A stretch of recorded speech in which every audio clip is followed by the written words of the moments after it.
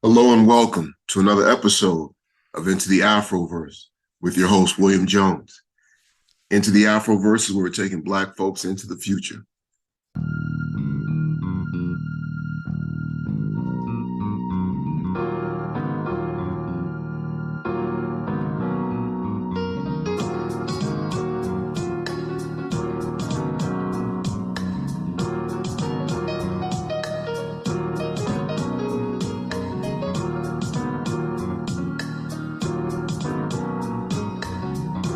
Today I have a special guest coming right out of Baltimore, Maryland.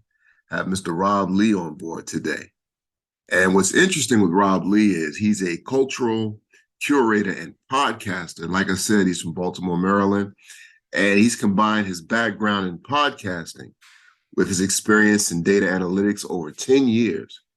Rob combines both his interest to guide clients in podcast marketing and development, developing their podcast brand.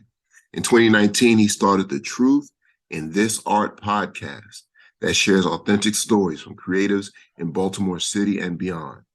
In 2022, he was awarded Baltimore's Best Podcast by Baltimore Magazine. And with that, I'd like to welcome to Into the Afroverse, Mr. Rob Lee. Thank you. Salutations, and thank you, William, for bringing me on. And shout out to the Afroverse. It's a pleasure to be on here. Excellent. And full disclosure, I actually worked with Rob in the past. I was actually a guest on his program. And, we've been communicating, and it's just been really great to get to know you. And I'm glad that I'm able to have you on the show to introduce you to hopefully some folks that haven't heard about you and what you're doing. Well, thank you. It's a Yeah. privilege. Excellent. So let's start off with, when I have folks on, I always find it interesting how they got to where they are in terms of their journey. Yeah. So if you could just give us a little bit of background on yourself and what got you on this path and how do you go from the starting gate to the work that you're currently doing? Yeah.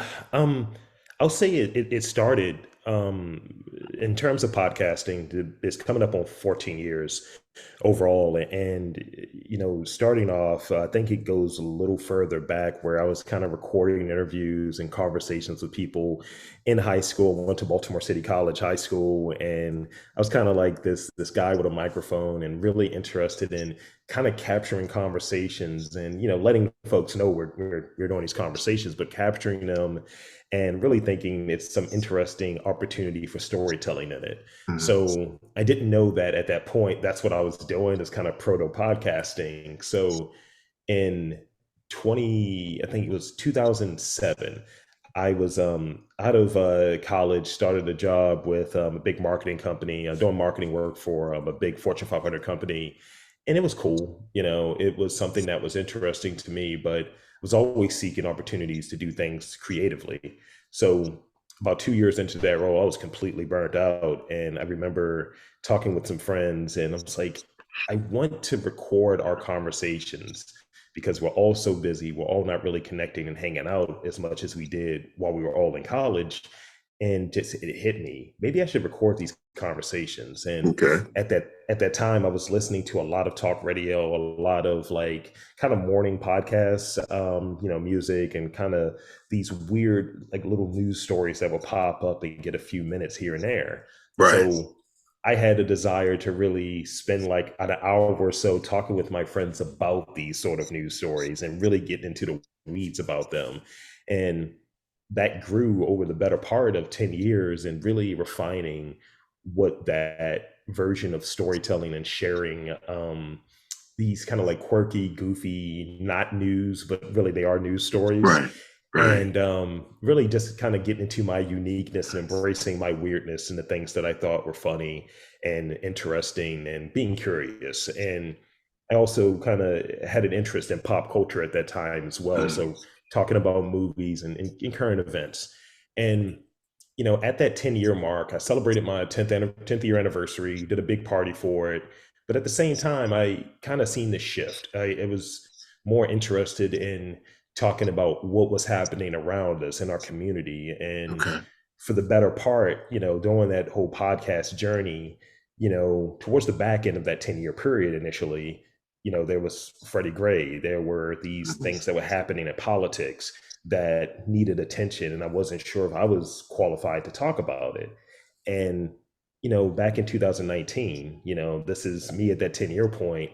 Like, I heard Trump talking about Baltimore just being a city filled with rats. And I was just like, nah, this is actually where I need to kind of step in from Right. my standpoint and start doing interviews with folks that are here and let us speak for ourselves. So that's really where the idea of doing the Truth in This Art came from. Of, it's a show, it's a podcast documenting stories about Baltimore with people who are from here, qualified to talk about the city. And, it kind of took off. And Right.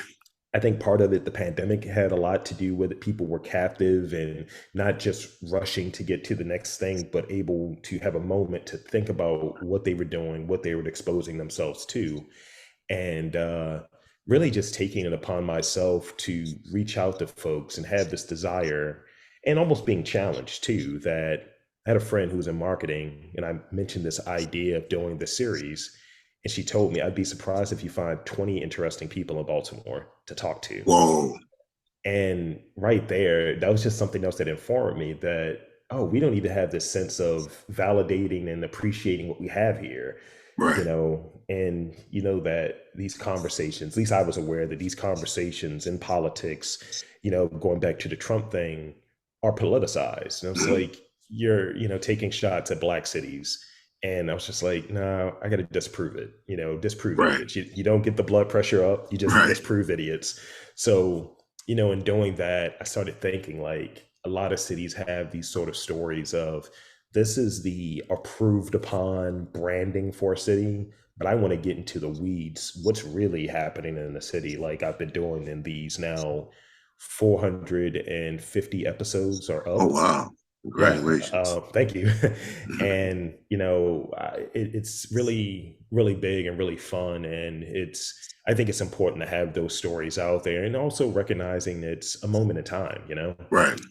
So that's really where I'm at and what I'm looking at, and always trying to be curious and always try to have rich conversations and keep myself interested, and keep, because I think I'm serving as an avatar in some instances as Certainly. I'm doing other cities, right? Mm. So I recently started this series that is in Philadelphia, and I did a series over the summer that was in Austin, Texas. And in that conversation, a series of 8 interviews in Austin, um, I was just like, I did a search. What's an art city? And Austin popped up, and I was like, let's see what's here. And I go down there, talk to some nonprofits, and kind of got a sense of multiple stories that were going on, that the Black population was disappearing down there in spite of the population, macroly speaking, increasing. And I'm like, Right. why is that happening? And really getting the story in the location, space and place, right? Getting the story from the folks that are living it and experiencing it. And I thought, like, all right, that's where I want to go at next. Still want to keep Baltimore at the forefront, but I Right. want to be able to pepper in these sort of micro series in other cities, talking with people in arts and culture to get a sense of what's really happening. So Mm. with Philadelphia, city of brotherly love and all of that good stuff, I want to be able to talk to the people who are there to get a sense of what's happening. Let's talk about the street art. Let's talk about Right. the murals. So that's really where I'm at. It's curiosity that's driving all of this. I got you. Now, with podcasting and so many platforms out there and so forth, was there a temptation to it? And I've heard your show, and I know that you have this fun angle to it and so forth. But was there a temptation to kind of like go over the top with the humor, to move away from some of the more serious topics, to perhaps make it more engaging? Because nowadays it seems like there's a lot of, for lack of a better term, like I won't say wasted time, but there's a lot of playing around on these, and you're trying to represent a city, and as you pointed out, cities across the country. Was there a temptation to kind of overdo it? That folks try to recommend, play up the humor angle? How does that work out in terms of how you approach it, where you're keeping it entertaining but also informative?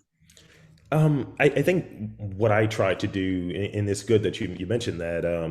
What I try to do is try to identify who I am as a host and think about Mm, that as the brand and doing that sort of research around it. Like not really tweaking anything or changing anything, but really being myself. Like I ask goofy questions sometimes that I'm right. genuinely curious about, but also I want to know about the person's work. So in that curiosity, if I ask like a conductor about conductor hair, that's a Mm. legitimate question that I have, but also I want to know about their process too. Um, I take suggestions on occasion, but I like to let what I'm doing lead it and let Got people you. provide feedback. And they will hit me in the DMs like, I don't know why you talk to this person, or I wish you were a little bit harder and ask this question. And it's like this is more of a general conversation, but also it's a unique conversation in that I'm going to come from my perspective as a black man in his mid to late 30s Right. that has had this life experience, but never a concerted effort to try to add the yucks to it and Mhm. add the humor to it. But part of it is naturally baked in, and some of it is I don't even think I'm being funny. Like it was an interview I did with LaFontaine Oliver a while back, and Mhm. I was able to go to a listening party for that podcast. It was this event called Pod Cookie, and it's you have the podcaster there, and people are sitting there listening to the podcast. I'm getting real time feedback from people, and it was something that was a throwaway that I said because I'm a radio nerd, and LaFontaine was just giving me all of this like feedback about his experience and being in radio. And I'm like, man, I'm just eating this up like caramel. And just people just start laughing. I was like, that's a Right. ridiculous way to describe it. And so it's just naturally baked in. Got you. Got you. What have you learned in terms of you're a Baltimore native? Yes. So doing this podcast, you grew up in Baltimore and so forth, but I'm assuming that through these experiences, there's something that you found out that perhaps fascinated you. What have you learned in talking with the people that maybe you didn't know about Baltimore? Yeah. Baltimore surprisingly is really segmented. Like Baltimore is small, it's not huge. It's like Mm, smaller than Philadelphia, smaller than a lot of these sort of similar cities and similar districts, including DC. But at the same time, like it feels like it's separate. So like people over East Baltimore, they'll go to West Baltimore and right, so on. And recognizing a lot of the firsts that we have here, like some of them are escaping me, but I went to what is it? I think it was the National Science Center and kind of just started checking out some of the archives and stuff there and seeing that there are so many different like firsts here that often we don't get recognized for, or like even like the B&O Railroad Museum, one of the right, first museums that's in railroad history and that sort of work. And just some of these major things that are here that I've been fortunate enough to talk to institutions and museums, even the Baltimore Museum of Industry, one of the biggest, if not, one of the first like museums of that type on this coast. And even something like smaller, like I remember I did an interview a few years back early in the series with Blondie's Donuts, and it's like one of the only woman-owned donut shops on the East Coast, and like the closest one is in Atlanta. And I right, think Blondie's has been around before that. So having these firsts and being aware of them, like this place has been here forever, and kind of learning some of the history and learning just the culture that's baked into what Baltimore is about. One, I feel like it's achieving what I set out for, but also it's informing me as well.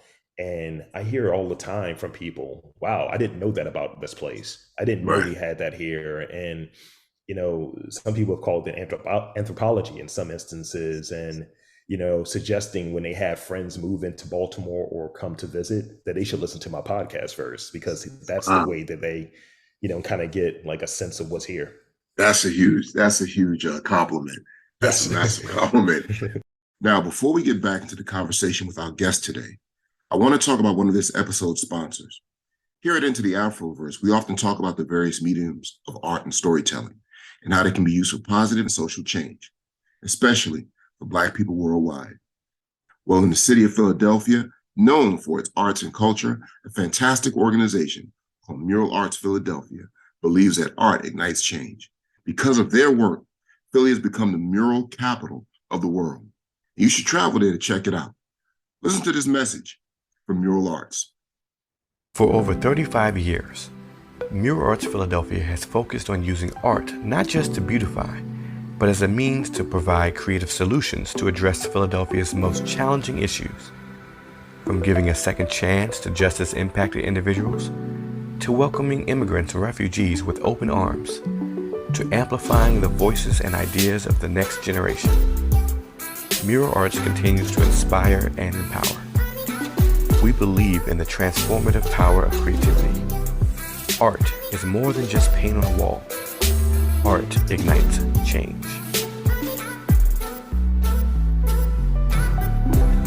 If you're just joining us, this is Into the Afroverse with your host, William Jones. And today we are joined by Mr. Rob Lee here on WOL 1450 AM, 95.9 FM, where information is power. What have you found? What's the biggest challenge facing Baltimore? Hmm. So I think the biggest challenge is I think it's reputation. And I think that kind of snowballs. Like, at times I'll make fun of things just kind of being behind. Like, you'll watch a movie and you're like, who wrote this? When was this written? It'll be a Right, movie that came out and you're like, this is dialogue that's super old. And I think some of the ideas are kind of in that same kind of time loop that let's do this. Let's not fund, artists. Let's do this when they after they leave. And when they right. come back, we want to maintain and keep, our creative capital, if you will, but we don't want to fund the folks while they're here. We rather have them kind of get the stamp of approval elsewhere, and then kind of throw them, an opportunity to come back. It's Gotcha. like that, and it's like we have this reputation that we don't have art here, despite seeing all of this great art and having a huge art school in Baltimore. Right. And I think it's that, and I think it has to be this sort of shift of this is a destination. This is a place that has art, a lot of black art, a lot of DIY, self-taught people who are doing really great things here. And I think institutions like the American Visionary Art Museum, I've interviewed there now two directors. They've only had two directors in their history. They've been around about 30 years. And I was fortunate enough to interview the initial director and founder and the new director that's coming in. And their space is specifically about highlighting artists who kind of fall outside of the traditional self-taught thing. Gotcha. And most of these artists are local, and that building is huge and it's filled with art, but we don't really talk about it. So I think it's that reputation piece, like having that reputation of being, an art city, Mhm. that leads to the possibility of more resources. Again, going with the snowball idea, or people wanting to host their events here. For instance, Oriole Park has not had an all-star game here probably 30 years. Okay. It's a huge park, and that would be money coming in, tourism, and so on. So it's like, how do we leverage and get past the reputation that we have to bring in tourism, to bring in attention and funding, and so on? So I think that's a huge problem that in some instances there's low hanging fruit. There is a Right. complex issue there, obviously, systemic racism and a history and violence and all of that stuff. But I think that there are components of it that are low hanging fruit that can kind of move that needle and shift how Baltimore is perceived. I see. So when you talk about this low hanging fruit, one of the issues that comes up when we talk about Baltimore, any major city Sure. across the US recently, is gentrification. Hmm. How has that been a big challenge in Baltimore? How do you see it playing out? So gentrification, yeah, it's interesting. Like, I've had a few conversations with folks who, are developers. I feel like it's incumbent upon me, from my position, to speak with folks, Mhm. of all different walks to get a sense of what's happening. And I'll have a conversation, get a sense of, oh, so this is what you're doing to this historic property. Oh, are you planning to turn it into a gentrification grade building? Or are Right. you going to use it for, maybe artist housing, that's something that's affordable, and so on? And there is this shift that I have talked to folks that are in preservation, keeping these historical places historical and keeping them funded in there, because they make up what our identity and what our culture is here. But then I've seen other folks who say one thing and do something completely different. Like, we're going to have this space in one of our arts district. Station North is our arts district. It's been around. It's our first arts district, and it's been Mhm. around for 20 years. And it's this sense of, hey, we're going to have this artist housing and all. And as soon as the opportunity presented, now we're going to flip this. We're going to turn this into Yeah. lofts that are not Right. for the artists, and because money. And Right. I just look at it at times like, where are the priorities? That's really what I look at. And whenever something kind of shifts, Hmm. I'm like, what are we doing here to preserve the culture while moving things forward? That's where I'm really interested in. And there are certain things that people like that are part of gentrification. Like, some people like craft beer. Right. You're going to have a brewery there, and it's going to have that gentrification grade. They're going to put in other things to get this property or this area sold. But then there are other instances where people are not making that investment. There are huge institutions here that rather sit on a cluster of properties, let them become blighted, let them look Mhm. dangerous and be in disrepair, and then when the opportunity is right, it might be 20 years, as we're Wow. seeing now in the news, Right. that oh, now we can build these out because the market is right for us. And it's like, where's the focus, where's the attention, what's the Mhm. priority? And it's advantageous. And I'll leave on this point. I would talk about, almost hypothetically, if Baltimore is so dangerous, I'm seeing so many folks walk around in flip flops. You should be in sneakers. You got to run Right. away from the violence. Right. And they're selling Right. houses all the time. So it's Right. like, which one is it? Got you. So with that being said, Mhm. what is it in your opinion? Because like I said, this is not only an issue facing Baltimore. You Yeah. see this across the United States, every major city and so forth. But using Baltimore as an example, what is it that the people can do? Or what do you see that they're not doing to combat the negative side of gentrification, as you point out? Yeah, I think being aware, I think being in the know is one of the things that people can do really when it comes to, let's say, any legislation. When new things are coming into place, you know, sometimes it can be simplified of, Mhm. this is what this piece of legislation is. You might want to vote for it, you might not want to vote for it, but really get into the know, because at times it's like that idea, if you want to keep something hidden from a person, put it in a book. it's Right. it's kind of that. And in some instances, some of these things that we may be against, when they actually come to fruition, we've seen them. We've signed off on them. That's that fine print. So I Right. think being more aware of what's coming in, and also not get caught on ideas that are maybe antiquated. Kind of sticking with, here's something that may be new. Like, we have the new Lexington market, the world famous Lexington market, Mhm. and that's being completely redone. And there's going to be some feelings on it when you adjust and you get rid of something that has a history. People are going to be like, I don't know about it, but then at the same time, there wasn't an investment to move it into like a contemporary stage. So it's like, we have to embrace some sense of being new, but also be wary of, what are we really signing up for? So I think that's kind of the key thing that folks can look at. It's like being aware of what we've really signed up for and how Right. it can potentially impact us.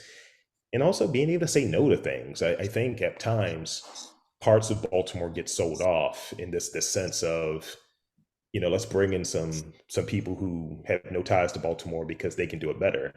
Whereas we have artists, we have people who are very talented here. We rather outsource that work because maybe the folks in power don't think that we're talented enough to do it ourselves.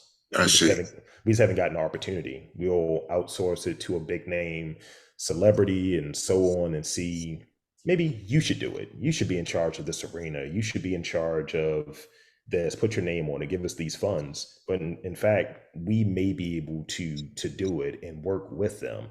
I think Right. ensuring that in this change, to get something sold to the people, if you will, to get that Mhm. buy-in, it has to have somebody from Baltimore that's respected, and someone that has like a great track record to be a part of it, not just a figurehead, but legitimately being a part of it.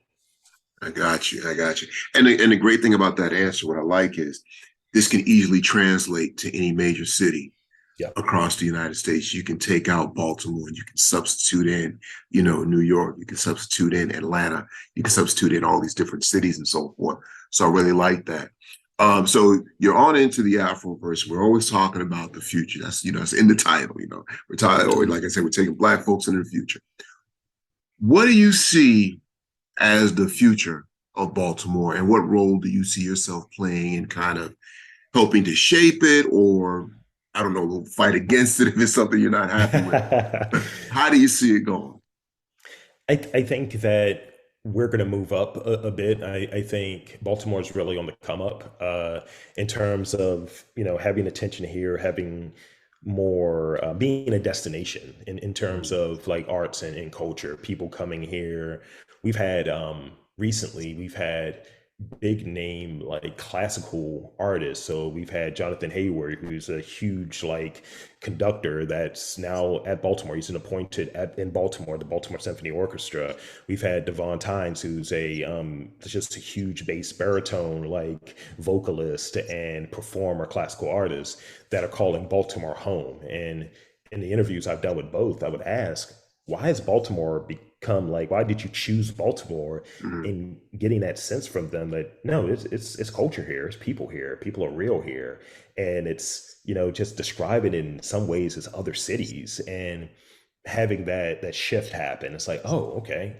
But I think we need to, in terms of moving it to the future, we need to keep what the identity is, because I Okay. think what I'm doing in this podcast, if I go back like a couple years ago, there those conversations, some of the stuff we talked about, some of the places in those conversations don't exist anymore. Right. And I think it's important to kind of capture what's happening as this change is happening live and in color. And I think that's the role that I play. And I think being able to see Baltimore grow and shift at a measured pace, it's not going to be, accelerated change, obviously, because, it's just still some things here that can be addressed that we've kind of touched on a little bit earlier.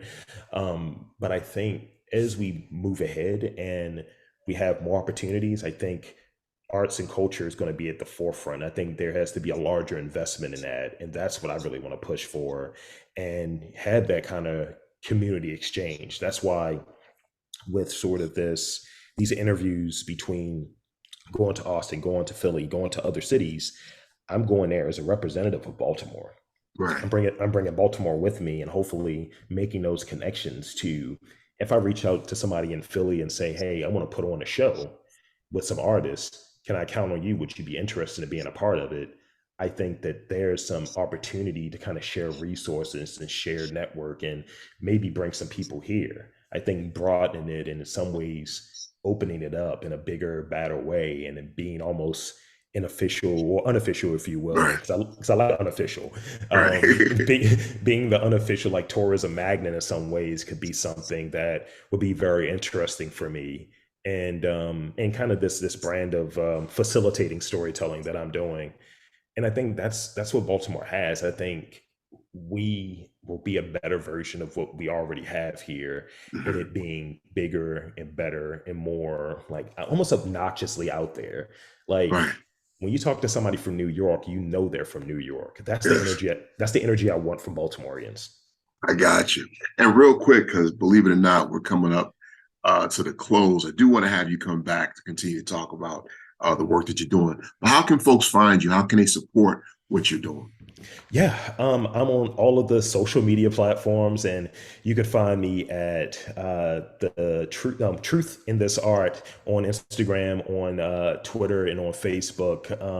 TheTruthinThisArt.com. That's the website. On all of the social media channels, on all the podcast platforms, and on YouTube. So definitely check it out, share, like, subscribe, and yeah, that's where I'm at. Excellent. Well, Rob, I want to thank you for coming on the show. And like I said, we definitely got to have you back because we ain't get a chance to geek out. See, that's the one thing folks listening may not know is, we get together, we start these conversations, we start to geek out. And there's a whole lot going on. So I will definitely have you back on. We can talk about some other things. But I want to thank you. And I'm sure the folks in Baltimore would like to thank you as well. So I think you're representing them very well. So that's it. This is Into the Afroverse with your host, William Jones. We're taking Black folks into the future. Please be sure to join us every Tuesday at 10 a.m. on WOL 1450, where information is power. And also like to thank Mr. Duke Productions for producing today's episode. Thank you.